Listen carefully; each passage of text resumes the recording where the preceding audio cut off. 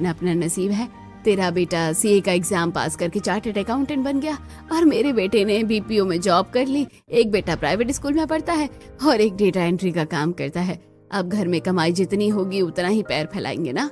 मैं समझती हूँ, छोड़ना इन बातों को। और इसे देख, मैं मनाली घूमने के लिए गई थी तो वहाँ से तेरे लिए मोतियों की माला लेकर आई हूँ। इस बार ससुराल में मेरी बहू की पहली गर्मी थी ना, इसलिए हम लोग उसे घुमाने लेकर गए थे। सरोज अपना फोन अपने बैग से निकालकर अपनी और अपने बहू की मनाली में एंजॉय करते हुए फोटो विमला को दिखाती है। विमला सरोज के लिए खुश थी, पर वो मन ही मन दुखी हो जाती है। मेरी तीनों बहुओं की पहली गर्मी इस एक कमरे वाले घर में गर्मी में झुलसते हुए बीत रही है।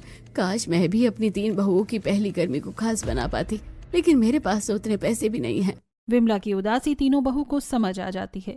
सरोज थोड़ी देर बात करने के बाद नाश्ता करके चली जाती है। ऐसे ही दिन गुजरते हैं। एक दिन, रानी, आज मेरी तबीयत बहुत खराब लग रही है, क्या तुम कपड़े धो दोगी?